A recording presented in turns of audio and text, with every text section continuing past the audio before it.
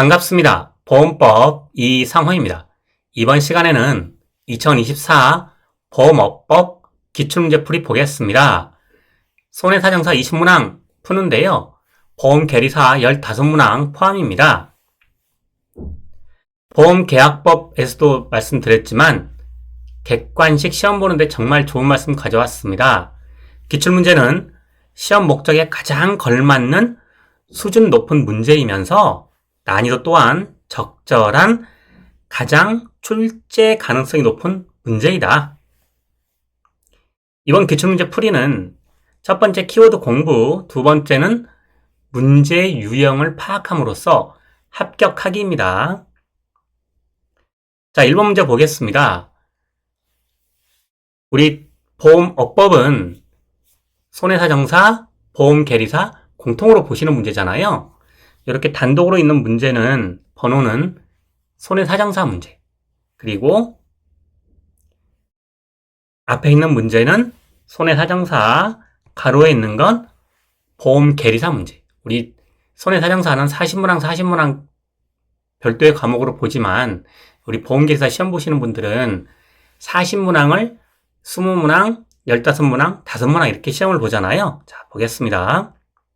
보험업법상 생명보험 상품에 해당하는 보험계약은, 자, 우리 보험업법상 편제가 중요해요. 왜냐하면 상법보험편의 편제와 달라요. 우리 상법보험편은 손해보험, 임보험, 그리고 임보험에 생명보험, 질병보험, 상해보험 이렇게 되어 있잖아요. 그에 반해서 우리 보험업법은요. 손해보험, 생명보험, 재산보험 이렇게 구분되어 있잖아요. 그래서 이게 시험에 자주 나옵니다. 자, 보겠습니다. 생명보험 상품은 생명보험, 연금보험, 퇴직보험인데요. 저는 이렇게 좀 외워봤어요. 왜냐면 이제 보험업법은 아무래도 그냥 법으로 정해놓은 것들을 객관이 시험에 내기 얼마나 좋아요. 5개 있으면 그 중에 3개, 4개 해가지고. 그래서 보험업법은 보험계약법과는 조금 결이 다르게 암기할 것은 암기해야 된다. 저는 회사 다닐 때 보면 그 간혹 이제 중국집에 가면 고량주, 주격주 굉장히 도수가 높잖아요. 심지어 라이터로 불을 붙이면 불이 붙더라고요. 저는 이제 도수 높은 걸 못 먹어서 고량주 먹으면 그 다음날 해롱해롱한데, 아이고, 뭐 다른 직원분들은 연, 대, 고량주 먹고 쌩쌩하네. 저는 요렇게 외워봤습니다. 그 재산보험도 하나 볼게요. 뭐 재산보험에 대해서 뭐 1보험, 2보험에 대한 그 3보험이라는 걸 또 해서 우리 2차 시험에서 재산보험 볼 때 뭐 그것도 한두 페이지 차지하는 것이 있는데 저는 요 말씀만 드릴게요. 하나, 둘, 셋, 3개. 그래서 재산보험이다. 상해, 질병, 간병. 상해와 질병으로 인한 간병. 자, 그래서 3개. 상질간. 이렇게 외워보겠습니다. 자, 그러면 생명보험은요. 연태 고량주 먹고도 쌩쌩하네. 자, 4번은 손해사정사, 21번은 보험계리사 번호입니다. 보험업법상 다음 보기에 가로 안에 들어갈 내용으로 옳은 것은, 잘 아시겠지만 시험장에서 옳은 것 틀린 것 놓쳐가지고 꼭 한두 문제 놓치거든요. 근데 그걸로 끝나는 게 아니고 지문을 읽을 때 비슷한 문제가 나오면 이거 옳은 거지? 틀린 거지? 이럴 수가 있거든요. 그래서 꼭 체크하는 겁니다. 자, 우리 이제 보험계약자에는 전문보험계약자와 일반 보험계약자를 구분을 해요. 왜냐하면 표현이 속되지만 보험회사와 다이다이로 있는 전문보험계약자는 일반 보험계약자로 일반 계약자들을 보호하는 그 수준을 굳이 테두리 안에 넣을 필요가 없다. 그런데 전문보험계약자이면서 나 일반 보험계약자처럼 보호받고 싶어. 그러면 일반 보험계약자로 전환할 수가 있거든요. 그 내용입니다. 자, 일반 보험계약자로 전환할 수 있는 자, 전문 보험계약자 중 대승률 정하는 자가 일반 보험계약자와 같은 대우를 받겠다. 나 보호 받겠다. 서면을 통지하는 경우 보험회사는 정당한 사유가 없으면 동의하여야 하며 일반 보험계약자로 보는데요. 본다, 추정한다 아닙니다. 그렇게 되면 설명 의무나 다른 것들이 이제 보험회사에게 부여되는 거예요. 자, 그러면 누구나 다 할 수 있느냐? 아니다. 대통령으로 정하는 자로 한정하는데요. 첫 번째 지방자치단체 한번 볼게요. 지방자치단체는 보험회사 전문보험계약자 남아야 되는 거 아니야? 제가 이제 검색을 해보니까 200 몇 개인데, 물론 서울시, 부산시 이런 데는 크죠. 근데 어디 저기 지방 작은 면 단위 소재지 이런 데는 사실 보험 계약의 전문적인 분들도 계시기 어렵고, 그래서 지방자치단체는 제외다. 그런데요, 국가. 어떤 경우에도 전문보험 계약자죠. 자, 주권 상장법인. 상장을 하려면, 그래, 나름 규모가 있어야 되는가? 게임 전문 업체는요. 거기는 게임에 관해서는 전문가들이 많지만, 보험에 관해서는 전문가가 계실까요? 그렇게 판단해보게요. 금융기관은 왜 왜 미국물 다르고 한국물 다르다고 하잖아요. 노는 물이 다르잖아요. 우리 그렇게 생각하게요. 그리고 법률에 따라 설립된 기금 및 그 기금을 운영하는 법인, 해외 증권에 상장된 주권을 발행하는 국내 법인, 이렇게 정하고 있어요. 자, 전문 보험 계약자 중 어떤 단체가 일반 보험 계약자 같은 대우를 받겠다는 의사를 하면은, 자, 아닌 것부터 한번 볼까요? 전문 보험 계약자. 너는 어쩔 수 없이 영원히 전문 보험 계약자, 국가, 한국은행, 신용보증기금, 보험회사에 대출도 해주고 자격 따지는데 지방자치단체는 아니다. 이렇게 골라보자. 자, 다음 문제 보겠습니다. 업법상 통신판매 전문회사란 통신 판매를 전문으로 하는 보험회사.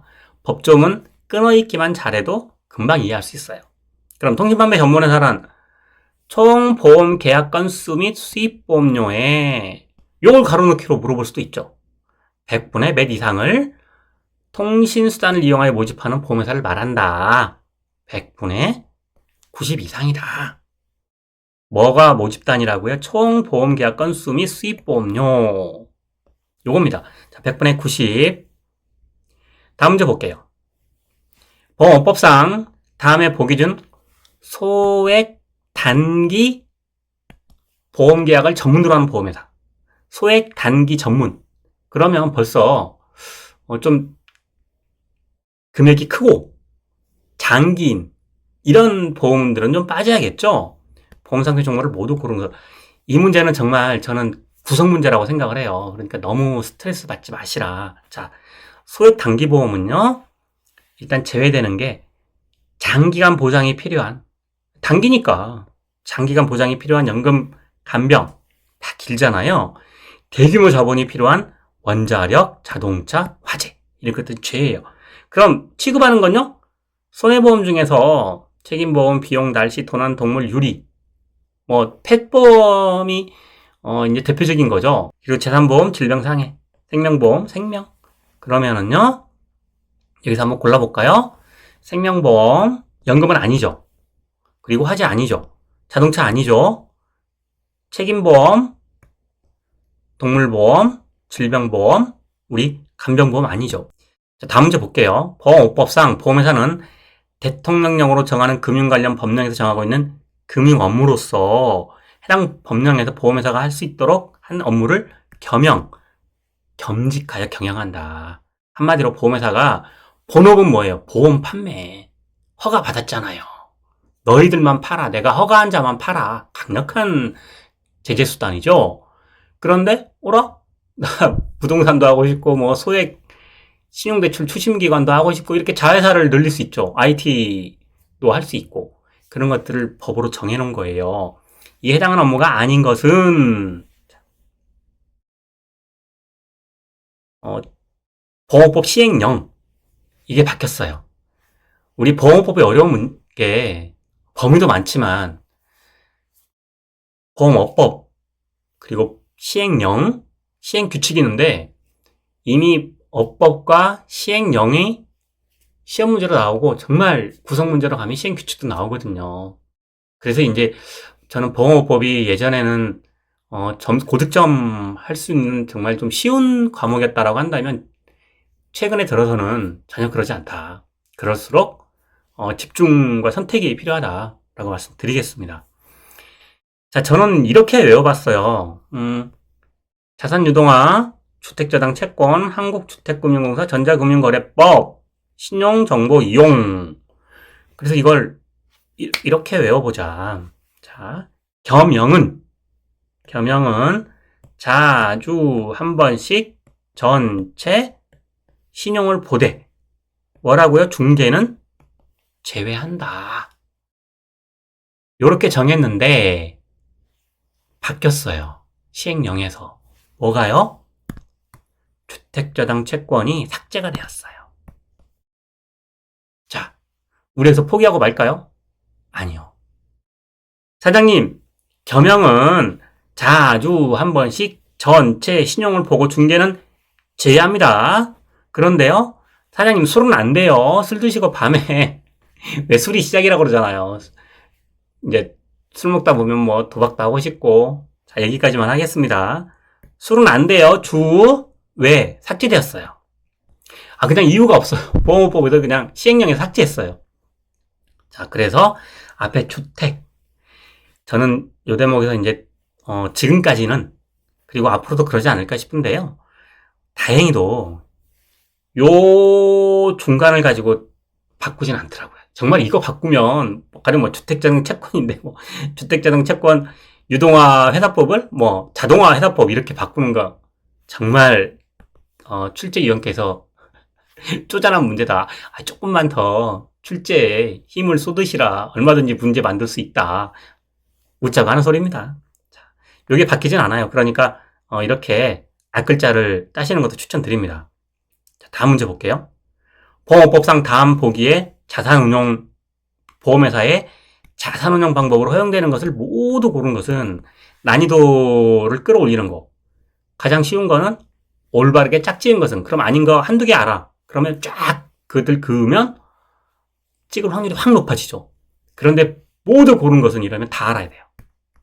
자, 자산운용과 관련돼서 이렇게 말씀드려요. 제가 이제 본강에서 이렇게 비유를 하거든요. 보험업법은 사적 자치 영역인데 약정이니까. 그런데 너무나 기울은 운동장이라 계약자 보호를 위해서 계약자에게 불이익하게 변경하지 마. 강력한 심판이 필요하다. 보험업법은요. 보험에다 갈굴라고 만든 법이다. 그 취지 자체가 뭐예요? 내가 허가한 자들만 보험 판매해. 그리고 목적에서 삭제되었지만 가장 강력한 속내를 확 드러낸 거. 보험회사를 효율적으로 지도하고 감독하겠다. 어떻게? 계속. 너 내가 계속 보고 있어. 왜요? 기본적으로 감독기관이 바라보는 보험회사는요. 계약자 돈으로 운영되는 거예요. 주식회사인데요? 아니요. 주식회사를 만들 때 그리고 어려울 때 증자도 하지만 기본적으로 계약자들의 피땀 같은 계속 보험료로 보험회사가 이렇게 커진 거다라는 확고한 생각이에요. 그래서 처음에 상장할 때 야 이거 계약자 돈으로 상장하는데 그럼 계약자한테 무슨 이득이 가?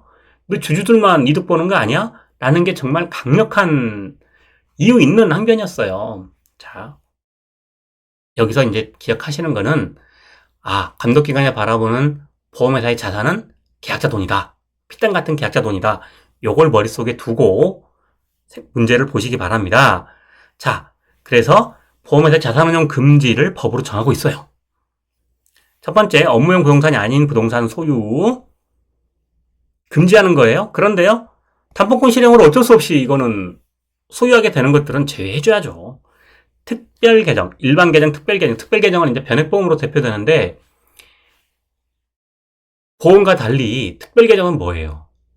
자산을 운용해가지고 손실을 입을 수 있잖아요. 그래서 최저 사망 보험금을 제외하고는 손실을 입을 수가 있어요. 자, 상품이나 유가증권 투기. 직간접을 불문하고 보험회사 자기 자사주 제가 다니는 회사가 생명보험사 최초의 상장사였는데 제가 그 테이프 팀원이었어요. 어, 손해 많이 봤습니다. 그럴 때 이제 처음에 법적 검토 지원을 임직원들 지원을 직원들 지원을 해줄 수 있는 방안이 있나 싶어서 이제 뭐 그런 제안이 와서 이제 검토를 했는데 바로 이 부분 여한 직접 간접을 불문하고 보험사 주식을 사도록 대출이 어렵다. 금지하고 있다. 자, 기억하시라고 말씀드리는 거예요. 또 하나, 정치자금. 왜요? 아, 이거 계약자 돈인데, 지금, 임직원에 대한 대출. 그런데요, 되는 게 있어요. 약관대출이나 소액대출. 누가 정한 거? 자, 이 대목에서 너무나 중요한 주인공이 나왔습니다. 보험계약법은 계약 당사자, 계약자와 보험회사, 그리고 이해관계인, 피보험자, 수익자. 그런데요, 보험업법은 원탑이에요. 원탑 주연. 자, 내가위 금융위. 자산운용의 안정성을 크게 해칠 우려가 있는 행위로서 대승용으로 정하는 행위. 대승용으로 정하는 행위들이 많은데요. 요걸 보자. 자산운용의 안정성. 계약자 돈이니까. 자, 그러면은요, 예외인 거, 저당권 실행, 임직원에 따른 약관대출에 따른 대출. 이렇게 고르시면 됩니다. 자, 다음 문제 보겠습니다. 업법상 보험회사의 재무제표 등의 제출에 관한 설명으로 옳지 않은 거 이렇게 체크하세요. 자, 한번 볼게요. 보험회사는 매년 대승령으로 정하는 날에 그 장부를 폐쇄해야 하고 폐쇄한 날부터 얼마요? 3개월. 우리 보험계약법은 숫자 어쩌다가 나와요. 그래서 어쩌다 마주친 그대 반갑습니다. 보험업법은요. 숫자 퍼레이드예요. 그래서 특히나 보험업법에서는 숫자 나온다. 그러면 기출 예상 문제다. 기출 문제다. 늘 반복된다. 결산하고 3개월 이내에 제출해라. 누구한테요? 내가위 금융위. 그럼 매월에 하는 건요. 다음 달 말일. 자, 요게 또 가끔 시험에 나와요. 저는 이 문제도 구성문제다. 재무제표 및 월간 업무 보고는 전자문서로 제출할 수 있다. 자, 우리 보험계약법이라면 왜 추정과 간주, 본다, 하늘과 땅 차이라고 말씀드렸잖아요. 사실 여기서도 법상으로는 그래요. 할 수 있다. 그럼 전자문서로도 할 수 있고, 뭐 우편으로도 보낼 수 있고, 직접 갈 수 있는 거죠. 그래서 우리 문제는 전자문서로 제출해야 한다. 아니다. 할 수 있다. 자, 다음 문제 보겠습니다. 보험법상 보험회사인 주식회사의 자본 감소, 자산 나오면 뭐라고요? 계약자의 피땀 같은 돈. 이걸 감소해. 엄격해야겠죠. 옳지 않은 것은. 자, 자본 감소에 여기 포인트예요. 사전에 해야 돼. 왜? 지금 피땀 같은 계약자 돈을 감소하는데, 감독원에서 사전에 신고받고 승인을 할 건지 허락을 할 건지 안 할 건지 결정을 해야 될 거 아니에요. 사후 택도 없어요. 자본감사를 결의할 때 대통령으로 정하는 자본감사라는 미리 사후 안 된다. 누구한테? 내가위 금융위 승인을 받아야 한다. 자, 자본감소 결의를 할 때 주식금액 또는 주식수의 감소에 따른 자본금의 실질적 감소를 하려면 미리 금융위원회에 신고해야 한다. 자, 우리 허가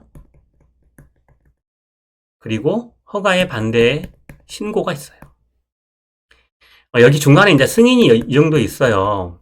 허가는요, 가장 강력한 제재 수단. 아무도 못해. 내가 허가한 사람들 말고는 아무도 보험업 하면 안 돼. 신고는요, 그냥 신고서만 제출하면 끝. 자, 중간에 뭐 여러 개가 있는데, 저는 허가와 신고만 정확히 좀 기억하시자. 그리고 이제 정말 나 보험법 100점 맞을래 하시는 분들은 이런 것까지 보시는데, 저는 1차는 2차 시험을 보기 위한 과정이다. 그래서 그렇다고 막 정말 간당간당하게 하면은 마음 졸이기도 하지만 정말 갑자기 실수하는 문제가 나와가지고 떨어져 버리면 시험을 못 보잖아요. 그럼 1년은 또 공부해야 되잖아요. 그러니까 한 10점 정도만 여유 있게 공부하시라. 100점 맞는 공부는 어렵지만 70점 맞는 문제, 70점짜리 공부, 80점짜리 공부는 쉽다. 말씀드립니다. 자, 어법상 상호회사 사원의 권리와 의무에 관한 설명으로 옳지 않은 것은 제가 이름이 이상호고 이제 그래서 상호 공감으로 이름을 지었어요.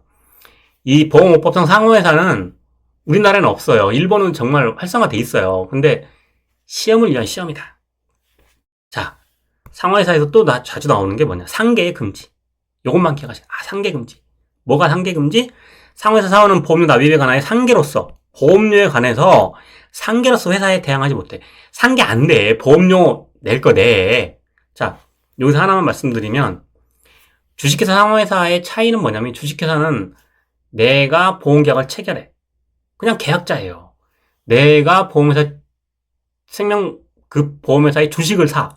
그냥 주주예요. 그런데요, 상호회사는 내가 계약자가 되는 순간 사원이 되는 거야.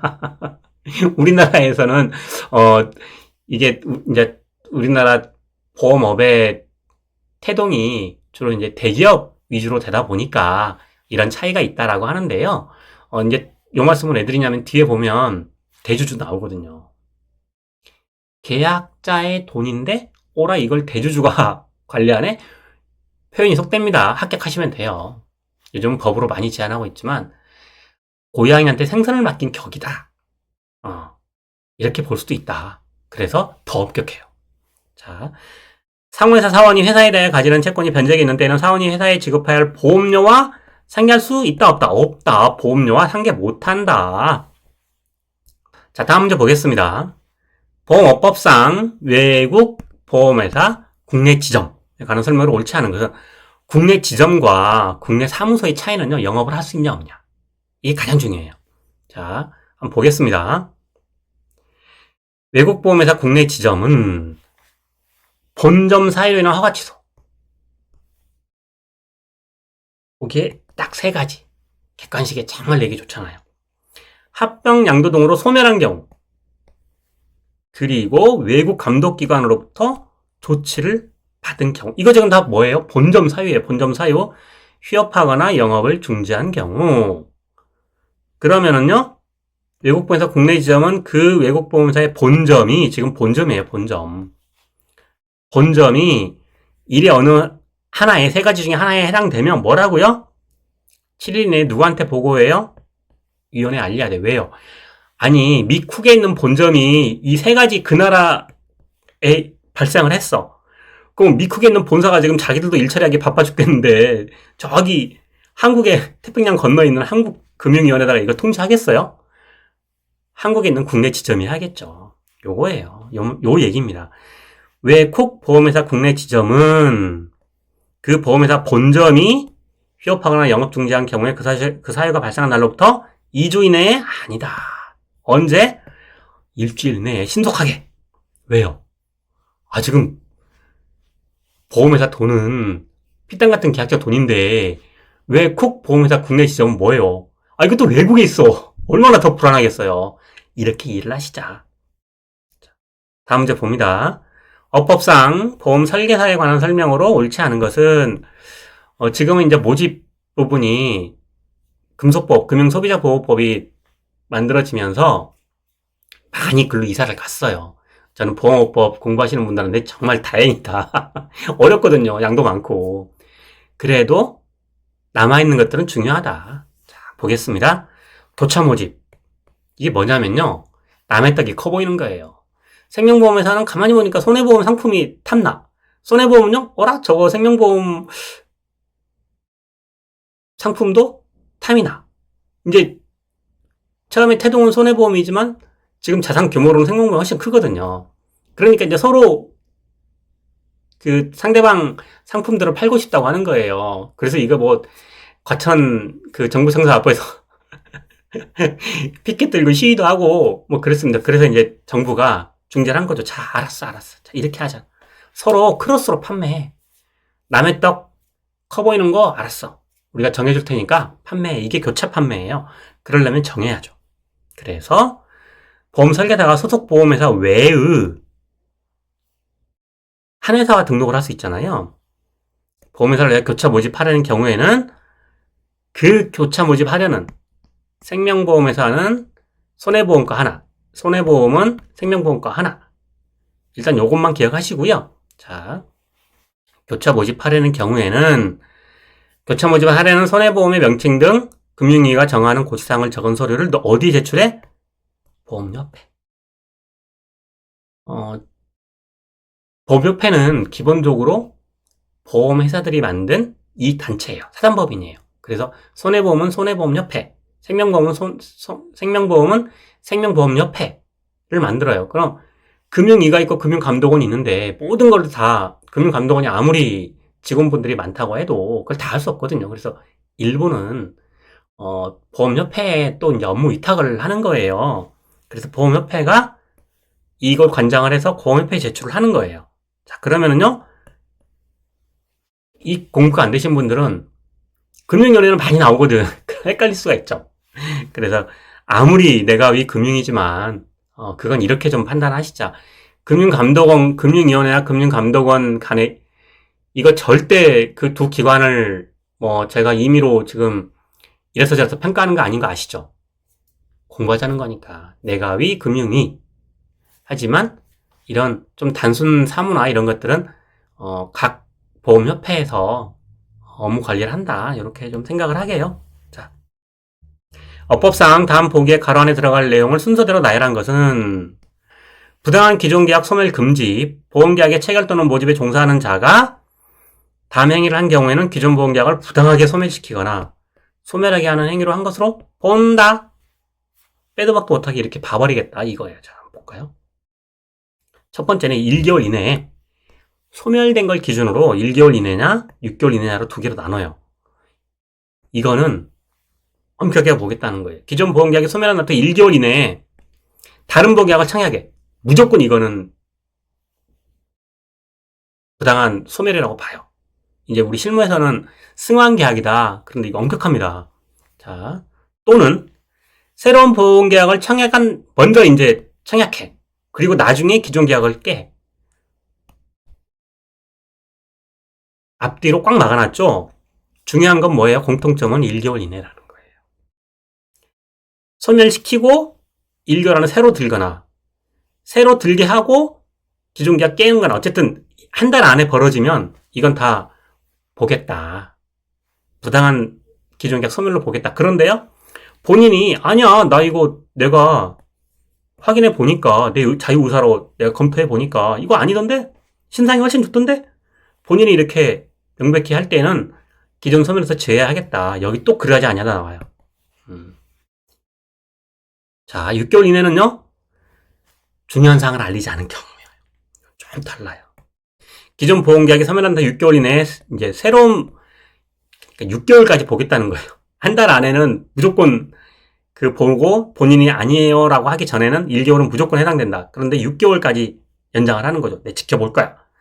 새로운 보험 청약하거나 한 날로부터 6개월 이내에 소멸하는 경우로서 이때는 뭐냐? 중요한 사항을 비교하여 알리지 아니하는 행위는 내가 기존 부당한 소멸로 보겠다, 승환으로 보겠다라는 겁니다.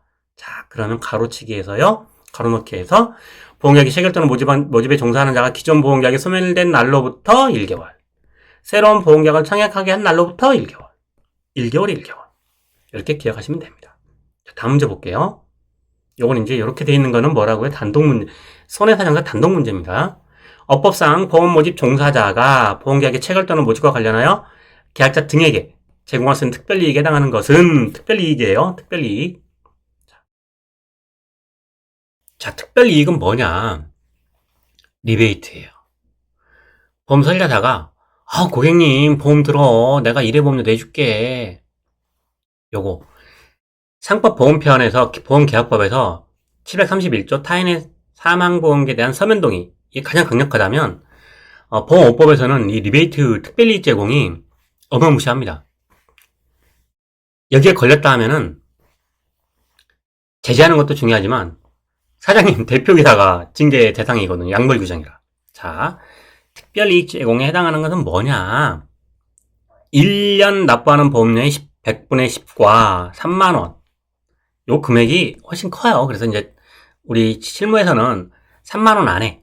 그럼 이 3만원은 제가 이제 그 소송 업무도 하지만 법률 자문도 일정 기간 했었거든요. 그때 이제 이게 문의가 들어온 거예요. 그럼 3만 원은 이게 소비자 가격이냐 도매 가격이냐, 저는 이게 질문 참 좋았다고 생각을 해요. 왜냐면 도매가라고 그러면 도매가는 사실 돌뛰기잖아요. 그래서 여기서 말하는 3만 원은 일반 소비가 기준이다. 그냥 그 공부가 힘들잖아요. 그러니까 그래 그 강사가 그랬지. 그 회사에 있을 때 이 질문이 들어와서 이건 소비자 가격 기준이다 라고 안내를 했더라. 자, 기억하시라고요. 내용들은 보면은 다 이해가 가는 것들이에요. 기초세 정화 금가자 안양 보험료 할인 안 되겠죠? 이건 뭐 리베이트니까 당연히 기억하시는 거고요. 기초세 정한 보험 금액보다 많은 우리 더 줄게. 보험료 대납, 대출금 이자 대납, 대납, 요런 거는 뭐 이해하실 수 있는데, 자, 요거 제3자에 대한 청구권 대의 행사의 포기. 우리 그 보험계약법에서 대의권 행사 이 삼각형 요거 두 문제가 나왔었잖아요. 삼각형으로 그 문제 푸는 거 요걸 기억하시라. 제3자에 대한 청구권 대의 행사의 포기도 특별히 이게 해당된다. 자, 다음 문제 보겠습니다. 보험업법상 간단 손해보험 대리점이 준수할 사항이 아닌 것은 그 전에 봤지만 소액 단기 전문 보험회사처럼 전 이 문제가 구성 문제라고 생각을 해요. 그런데 문제를 풀 때는 우리 보험계약법에서 보셨지만 기본을 알면 의외로 쉽게 풀 수 있는 문제다. 자, 보겠습니다. 그냥 간단하게 손해보험을 판매하는 대리점이라는 건데요. 간단하지는 않아요. 왜냐하면 자, 볼게요. 제한환경 판매 중개하는 자가 대리점이니까 중개하겠죠. 번호과 관련된 간단한 손해보험을 판매할 수 있도록 한 제도이다. 여기서 포인트 뭐냐면 손해보험 상품이라는 거예요. 자, 판매 상품 온실 그냥 비닐하우스다 이렇게 생각하자. 그런데 태풍, 홍수, 대설, 지진보험 등은 간단할까요? 드론 운행, 휴대폰 파손. 그래서 저는 요 정도로 기억하시자. 자, 문제 한번 볼게요. 그럼 영업 기준은 뭐냐? 다음에 상을 준수해야 된다 하는데요. 당연히 강요하면 안 되죠. 그리고 소비자가 계약을 체결 취소하거나 피해보험자가 될 기회를 보장할 것이에요. 또 하나, 단체 보험 계약에서 체결하는 경우 사전에 제공해라, 안내자료 등을 제공해라인데 여기가 보험 계약자에게 피보험 이익이 없고 피보험자가 보험의 전부를 부담하는 경우만 해당한다. 지문에서 보험 계약자의 피보험 이익이 없으면서 보험 계약자가 보험의 전부를 부담하는 단체 보험 계약 아니다. 그래서 요게 좀 특이하다. 이 문제는 너무 구성 문제니까 스트레스 받지 마시라 다시 한번 말씀드립니다. 자, 다음 문제 보겠습니다.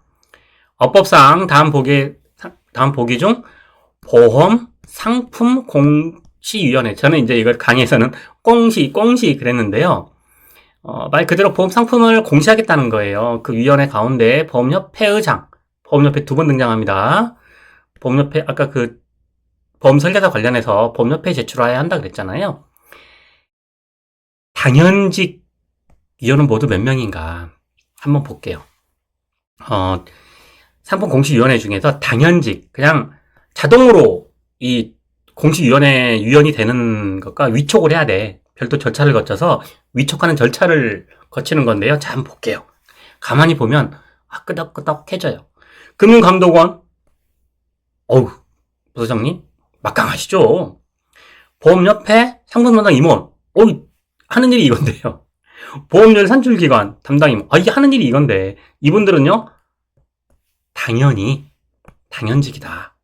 그럼 위촉해야 되는 거.